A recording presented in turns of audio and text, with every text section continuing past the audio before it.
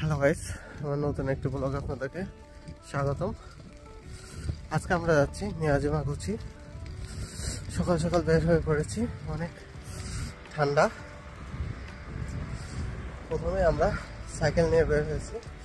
Cycle নিয়ে স্টেশনে যাব, স্টেশন থেকে ট্রেনে করে সেখানে মিয়াজিমাগুচি যাব। ওকে, সো লেটস গো।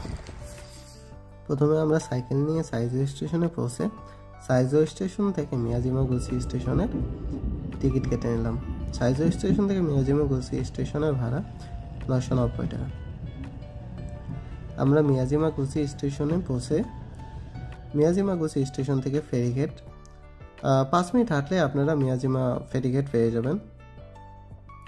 সেখানে মিয়াজিমা আইল্যান্ডের 2টি টিকিট কেটে নিলাম, একটি আমার ও একটি সৃষ্টির জন্য। যাওয়া আসা মিলে 500 টাকা নিয়েছে। আপনি যে কোনো সময় সেখান থেকে আসতে পারবেন। মেবি রাত 8টা পর্যন্ত ফেরি চলাচল করে। প্রথমে আমি তো ভেবেছিলাম মিয়াজিমাগুচি স্টেশন ফেরি স্টেশন থেকে মিয়াজিমা আইল্যান্ডে যেতে অনেক টাইম লাগবে, কিন্তু আসলে এতটা বেশি টাইম লাগেনি, মাত্র 20 মিনিটের মতো টাইম লেগেছে।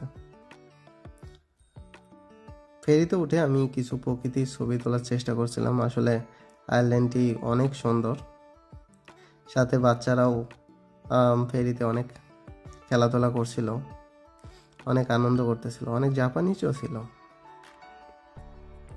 মিয়াজিমাগুচি স্টেশনে নেমে চারিপাশটা দেখতেছিলাম, আসলে অনেক সুন্দর। সৃষ্টি তো অনেক খুশি, প্রথমবার নতুন একটি জায়গায়।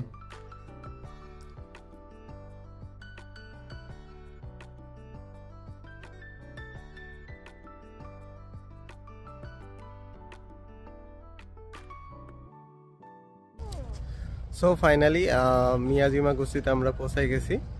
এটা জাপানের অন্যতম একটা আইল্যান্ড। এই আইল্যান্ডটি কিছু টেম্পল এবং এই যে টরিগেট, এই টরিগেটের জন্য আসলে বিখ্যাত। ও আরেকটি বিষয়, মিয়াজিমা আইল্যান্ড এই আসলে ফরেস্টের জন্য বিখ্যাত। জাপানের প্রত্যেকটি আইল্যান্ডই আসলে ফরেস্টের জন্য বিখ্যাত। তারা অনেক যত্ন সহকারে ফরেস্টগুলোকে রাখে। এবং অবশ্যই মিয়াজিমা আইল্যান্ডে আসলে এই হরিণের জন্য বিখ্যাত। হরিণগুলো হরহামেশাই ঘুরে বেড়ায়। এই বাচ্চাগুলো তাদের স্কুলের অ্যাসাইনমেন্টের জন্য সবাইকে প্রশ্ন করে বেড়াচ্ছিল। তাদের সাথে কথা বলে আসলে অনেক ভালো লেগেছে আমার।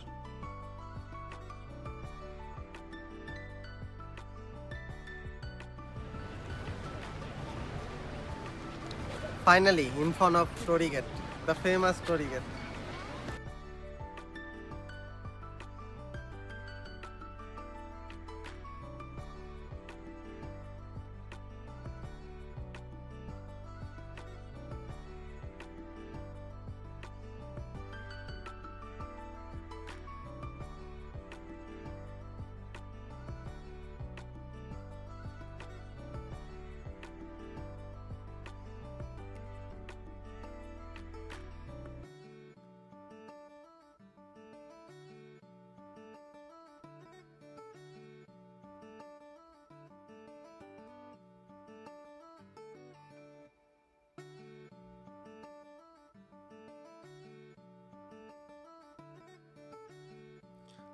মিয়াজিমা আইল্যান্ডের এই পানিগুলো এতটা নীল ছিল, মনে হচ্ছিল আকাশ ও পানি একসাথে মিশে গেছে। মিয়াজিমা আইল্যান্ডের এই টরিগেটটি বিখ্যাত এর অন্যতম কারণ জোয়ার ভাটা।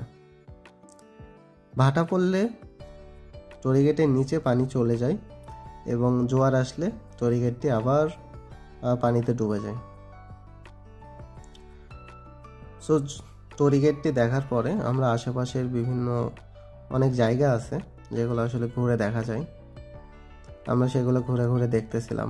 বিভিন্ন ধরনের টেম্পল আছে এবং কিছু মিউজিয়ামও রয়েছে, সেগুলো আমরা ঘুরে দেখতেছিলাম। সো ঘোরা শেষে বিদায়ের পালা। স্পেশালি সন্ধ্যাটা মিয়াজিমা আইল্যান্ডে অনেক সুন্দর। আমরা যখন একসাথে বসেছিলাম, বসার অনেক জায়গা রয়েছে, তখন সন্ধ্যাটা আসলেই অনেক সুন্দর লাগতেছিল।